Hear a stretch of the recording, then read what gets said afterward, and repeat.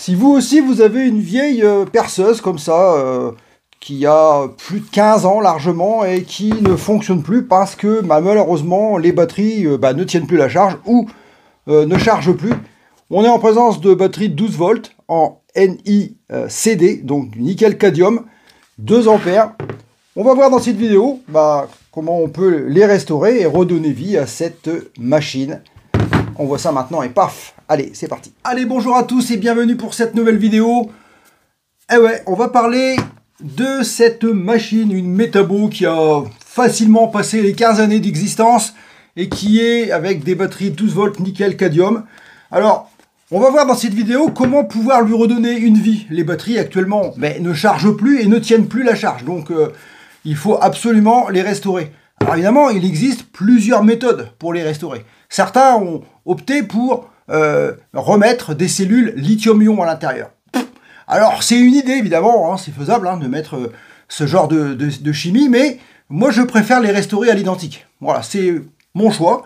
Je trouve que déjà on va pouvoir, en mettant les mêmes cellules qui se trouvent toujours actuellement dans le commerce, vous en trouverez facilement sur les sites vendeurs, que ce soit AliExpress ou même sur Amazon, vous allez trouver facilement des cellules de remplacement. Il faut savoir qu'aujourd'hui, ce type de cellule est complètement dépassé par le temps, puisque ça a été dépassé par le nickel MiMH et ensuite par le lithium-ion et d'autres encore. Donc, on est sur une génération qui date des années 60, qui est vraiment très très... On était content à l'époque d'avoir ce genre de batterie, les machines fonctionnaient très bien, donc d'où l'intérêt de les refaire identiques pour pouvoir continuer à les utiliser comme elles étaient à l'origine avec le chargeur d'origine. Donc, on va le faire. On va voir comment on va ouvrir la batterie, changer les cellules, qu'est-ce que j'ai pris comme type de cellules, comment les souder, comment assembler le tout et comment réutiliser cette fameuse machine. Alors avant de commencer, voyons ce qu'est le nickel-cadmium, les avantages, les inconvénients et quelques informations complémentaires. Alors il faut savoir que ces cellules ont une tension nominale de 1 volt 2. Ils ont une faible capacité de charge puisque entre 40 et 60 Wh pour 1 kg, ce qui est très faible par rapport au lithium-ion par exemple. Ils ont une durée de vie de 12 ans, oui c'est beaucoup 12 ans, et comptent environ 1500 cycles charge et décharge. Alors il faut savoir qu'ils ont été interdites de production, de distribution dans les machines électroportatives depuis 2006. En Europe, vous ne trouverez plus ce genre de batterie sur des machines électroportatives. Maintenant, on peut quand même en trouver pour la restauration. Alors, dans les avantages, on a une charge simple et rapide. Et même après une longue période d'inutilisation, ça charge vraiment, ça se recharge toujours. En deux, on a une grande durée de vie, un nombre de cycles assez élevé. Elle conserve ses performances par grand froid et ne se détériore pas plus que ça par grosse température, même si elle chauffe énormément, qui fait très chaud l'été, ça ne va pas la dégrader. En 4, la résistance interne est très très faible. Et en 5, on va dire la facilité de stockage à n'importe quelle tension. Voyons maintenant les points faibles de ces cellules. Alors en premier, on va parler de la faible densité énergétique, on en a parlé juste avant. L'autodécharge, 10 à 20% par mois, donc soyez vigilants quand vous allez les stocker et que vous n'allez pas utiliser votre machine pendant très longtemps. 1 mois, 2 mois, 3 mois, pensez à regarder de temps en temps où elle en est. Elle ne doit pas descendre trop bas. En 3, on a ce vilain défaut d'effet mémoire. Ah ouais, ça c'est pas terrible. Il faut bien les utiliser, c'est-à-dire les charger à fond et les décharger à fond avant de les recharger. Si vous les rechargez en milieu de cycle, en milieu de charge, vous risquez de donner un effet mémoire et de perdre en capacité. En 4, évidemment, elle a été interdite à cause de sa teneur en cadmium, puisqu'on a 6% de cadmium, donc c'est un produit hautement toxique. Et c'est un peu la raison pourquoi l'Europe les a interdits. Et en 5, le coût d'achat, et c'est beaucoup plus cher que les autres chimies. Et donc c'est pour ça tout ça a fait que finalement, avec la progression des batteries lithium, c'est devenu obsolète. Maintenant, on les utilise plus. Allez, maintenant que je vous ai expliqué à peu près comment sont constituées les cellules NiCd, nickel-cadmium, on va voir maintenant ce qui se trouve à l'intérieur de la batterie. On va l'ouvrir et puis on va analyser et remplacer les cellules. Alors là, on se rend compte que il y a presque plus d'énergie dedans. elle se charge, mais elle s'arrête très très vite. Donc le mieux, c'est de l'ouvrir. Et pour l'ouvrir, c'est simple, on a 4 trous ici, dans lesquels il y a des vis. Et c'est du T8 Torx pour l'ouvrir. Alors, dans un des trous, vous allez rencontrer un problème, puisqu'il y a un obturateur qui permet justement d'éviter l'ouverture. C'est assez compliqué à sortir, il faut en prendre un forêt pour le faire partir. Sur celle-ci, il est déjà enlevé, donc c'est facile à ouvrir. On va donc simplement ouvrir la batterie et voir ce qui se passe à l'intérieur.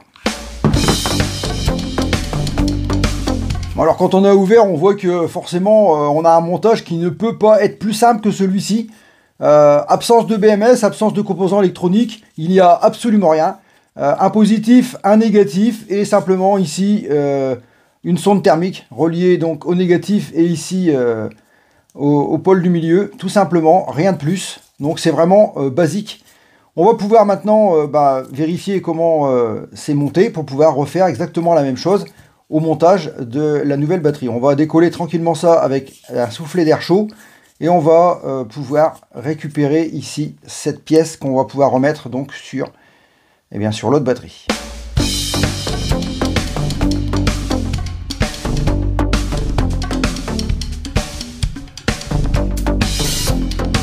Alors voilà, j'ai démonté donc le support qui va permettre de reconnecter sur la batterie future. Alors évidemment, essayez de décoller ça proprement avec un petit outil en plastique, un flux d'air chaud, pour pouvoir le remettre, parce qu'il faut le réutiliser. Il y a des trous ici, c'est pas inutile, hein, c'est parce que le chargeur a une soufflerie qui permet de refroidir à la charge l'intérieur, le passage entre les cellules. Et il faut aussi casser la colle ici pour pouvoir récupérer la sonde qui est logée ici au milieu et qui est donc collée en même temps que les cellules au moment du montage. Donc ne tirez pas, pensez d'abord à casser pour récupérer la sonde sans l'abîmer et pouvoir retirer le carton. Alors ça c'est inutile de le démonter puisque c'est foutu. On va garder comme modèle pour pouvoir le remettre dans le même sens. On sait que c'est comme ça, le dessus vient ici. Voilà, et donc ça c'est comme ça, on fait un repère, on sait que du coup on va arriver ici positif et ici négatif. Alors voilà, comme ça on peut pas se tromper, on sait que c'est ici, hop et hop. Voilà. Toujours faire des repères et garder toujours en mémoire ce qu'on a démonté pour pouvoir faire le remontage correctement. Alors voyons maintenant les cellules que donc j'ai commandées sur Amazon. Je vous mettrai le lien d'ailleurs pour que vous puissiez aller vous aussi les commander. Alors ces modèles-là, ils sont vendus par 10. Vous allez pouvoir les trouver facilement. Bon, le problème c'est que je ne les ai pas trouvés sans les languettes. Donc il va falloir simplement ouvrir le paquet et puis défaire les languettes. Parce que nous on n'en a pas besoin. Et du coup c'est embêtant. Ça va nous faire perdre un petit peu de temps parce que ici on a des languettes de soudage qui sont montées dessus. Donc qui ne sont pas utiles pour moi. Donc je vais tout simplement les enlever. Et donner un tout petit coup de meule pour avoir une surface propre. Voilà. Enlever juste les petites bavures, tout simplement. Et puis après on pourra s'occuper de les réutiliser. Alors normalement quand ils sont donnés comme ça, ils sont à la bonne tension. On va vérifier. Alors normalement on devrait avoir quelque chose comme 1 volt 2 je pense, au moins. Voilà, 1 volt 26. Donc voilà, c'est très bien. On va pouvoir enlever tous les bandes qui sont soudées dessus, les meuler et puis revenir après pour pouvoir faire le montage.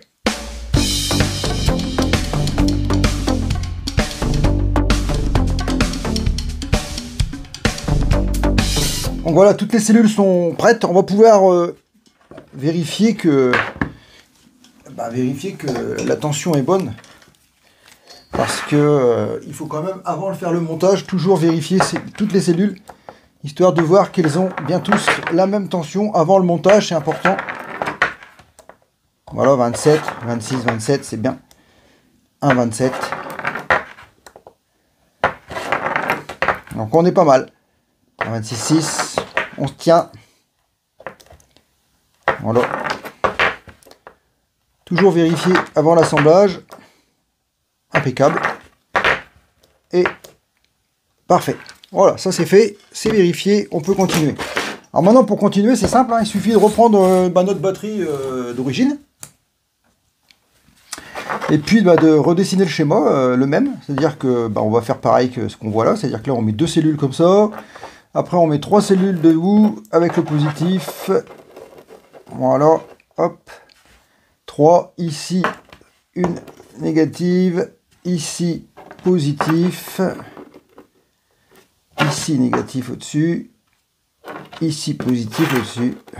Et ici, négatif. Voilà, elle a cette forme-là. Voilà, on est bien identique. On aura bien notre positif général, négatif général. Ça, c'est le dessus. Et en dessous, il suffira de faire pareil. On va préparer les bandes de pontage. Et puis, on va pouvoir souder. Donc voilà, j'ai préparé les bandes de nickel. C'est du 0,25. Il en faut 9. Donc, j'en ai fait 9. Et du coup, maintenant, ce qu'il va falloir faire, c'est assembler le pack, c'est-à-dire avec la colle à chaud, coller les cellules entre elles dans le même ordre que ce qu'on a ici, de manière à ce que ça reste groupé. Donc, un pistolet à chaud, hein, tout simplement. Et puis, on y va, quoi. C'est-à-dire que là, on regarde le point de contact. Un petit peu de colle là. On va coller celle-là en premier. Voilà. Voilà. Hop. Et après, on continue, tout simplement. C'est pas la peine d'en mettre des masses. Hein. Un tout petit peu, ça suffit. Voilà.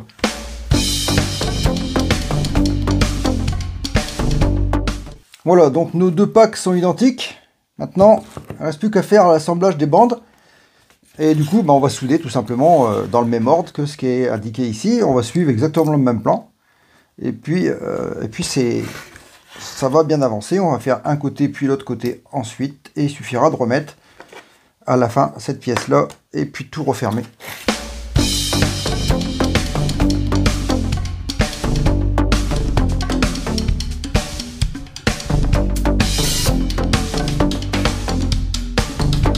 Voilà, tout est soudé, on est soudé à l'identique par rapport à ce qu'on a démonté. Donc maintenant, ça, on n'en a plus besoin. On va pouvoir tester ici, du coup, la tension de sortie. Elle est juste ici, positif, négatif. On va regarder combien on a.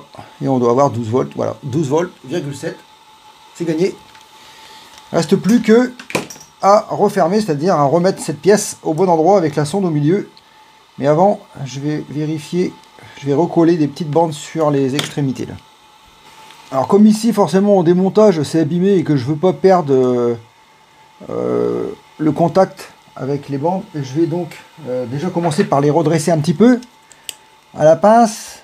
Ils sont pas vraiment complètement abîmés, mais il y a des trous à l'intérieur et ça risque d'être un problème pour les repointer sur les cellules. Le contact doit être bon à cet endroit. Donc je vais les doubler avec une deuxième bande.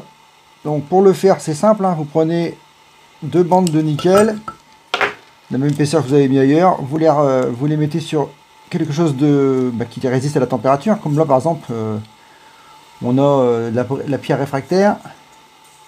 Je pose le truc dessus.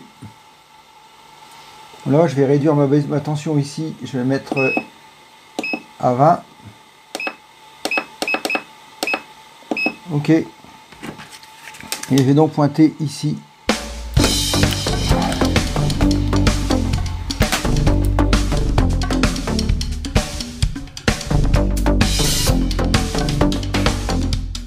Voilà, ça c'est pointé. Voilà, donc on place ça, on met la sonde là.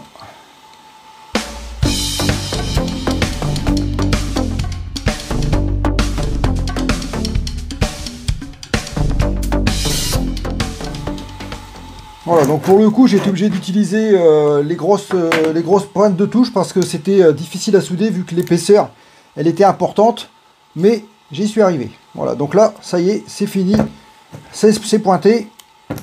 On a normalement la tension au bon endroit.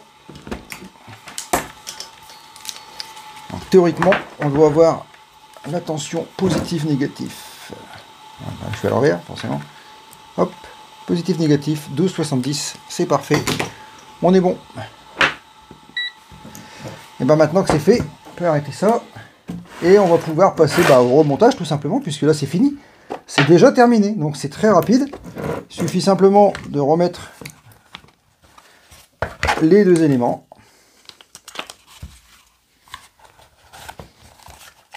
Voilà. Et puis après, il ne reste plus qu'à mettre les vis, tout simplement.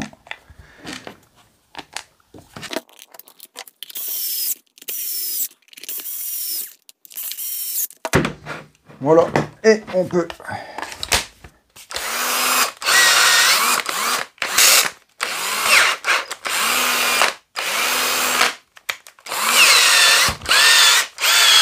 Voilà.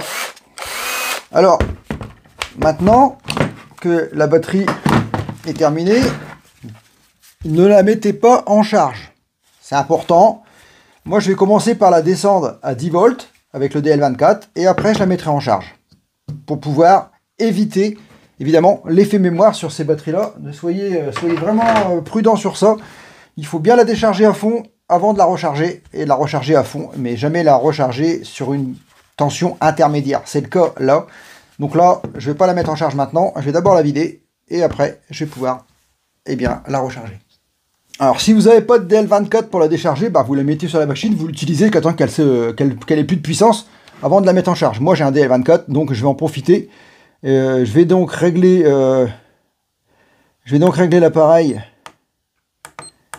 à 10 volts ici et je vais pouvoir entamer une décharge, 1 ampère,5. On va connecter le DL24. On vérifie comme d'habitude toujours la polarité, même si ici sur la batterie on a bien ici indiqué plus et moins, je vérifie toujours le sens de polarité. C'est méga important quand on fait de l'électricité parce que sinon on peut avoir des soucis. Donc là on est à 24, elle a chuté très vite, donc elle n'est pas bien chargée. Donc voilà, on va pouvoir du coup ici connecter les deux pinces. Voilà. Et donc on a bien ici 12,42. On peut démarrer. Hop, la décharge. Alors voilà le chargeur d'origine. C'est ce qui est vendu avec le produit. On a ici derrière la plaque Ionity qui nous dit que ça charge à 2,5 ampères. Voilà. Donc il y a juste qu'à la connecter dessus. Le ventilateur se met en route. Le voyant vert clignote, signifie que la batterie est en charge. Pas d'anomalie, donc tout est bon. Il n'y a plus qu'à attendre que ce soit plein pour pouvoir l'utiliser. Et bien voilà, la batterie est chargée puisque le voyant ne clignote plus, ce qui veut dire que la charge est terminée. On va pouvoir l'enlever et on va pouvoir maintenant la tester sur la machine. Alors, ces chargeurs-là ont la fonction de ventilation. On a une grille ici qui permet à l'air de rentrer à travers de la batterie et de ressortir ici, de manière à la refroidir. Et donc, on va pouvoir maintenant, voilà, l'enclencher et voilà. C'est parti, elle a repris une nouvelle vie. Cette machine va pouvoir servir comme quand elle était neuve à l'origine. Voilà, c'est reparti pour plusieurs années d'utilisation. Et bien voilà, vous avez vu comment on peut redonner vie à une perceuse, quelle que soit la marque. Là, c'est une Metabo, mais ça aurait pu très bien être une Bosch ou autre chose. À partir du moment où vous refaites la batterie à l'identique, vous récupérez la machine comme elle était à l'origine. Et bien voilà, j'espère que cette vidéo vous aura intéressé, vous aura aidé à vous aussi à comprendre comment on peut restaurer de vieilles machines. Alors évidemment, je vous le dis à chaque fois, mais je vous le redis quand même. Si vous ne savez pas le faire, ne le faites pas, faites-le faire par quelqu'un qui sait le faire. Le courant, c'est dangereux, les batteries également. Et en plus, il faut quand même pas mal de matériel pour arriver à réaliser l'opération. Donc, c'est une vidéo à titre indicatif, je n'oblige personne à faire quoi que ce soit. Ceci dit, vous pouvez partager la vidéo au plus grand nombre, pour que tout le monde en profite, comme d'habitude, mettre un like évidemment, vous savez, ça me fait plaisir, vous abonner, activer les notifications, comme d'habitude, aucun problème. Ne partez pas tout de suite en fin de vidéo, cliquez toujours comme d'habitude aussi sur une petite miniature pour continuer l'aventure avec moi, et ça me fait plaisir, et vous le savez. Je vous ai tout dit, vous savez tout maintenant, et vous avez les cartes en main, à vous de jouer. Et je vous dis, comme d'habitude, à bientôt, peut-être à très vite, et dopo ba, ciao.